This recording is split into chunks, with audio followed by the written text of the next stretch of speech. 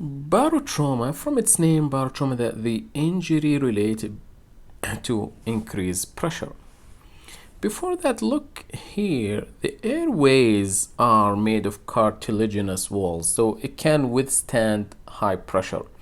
So usually we don't see that often a problem in the airway from increased proximal airway pressure during inspiration. The problem mainly happens at the alveoli because they are fragile, and increased pressure in the alveoli can lead to rupture of these alveoli, leading to these complications: pneumothorax, pneumomediastinum, and subcutaneous emphysema. These are complications of the barotrauma of increase the pressure during inspiration in the alveoli.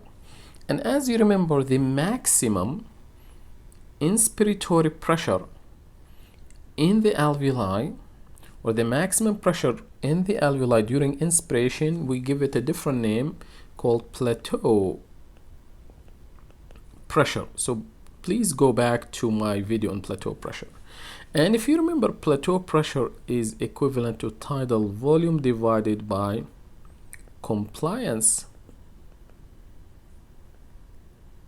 So if you have a very low compliant lung, like for example in ARDS or pulmonary edema, the plateau pressure can go higher because this is going smaller and lower.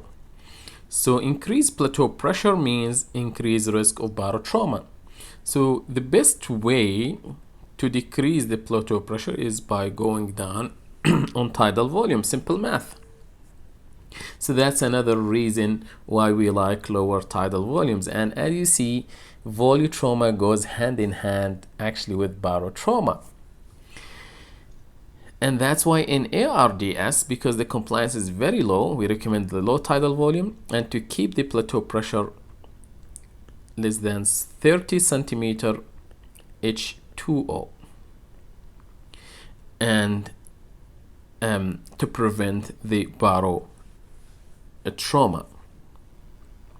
So that's basically how. Remember, the airways here, they can withstand the high pressure. The problem here, this will lead to rupture of the alveoli, leading to these complications.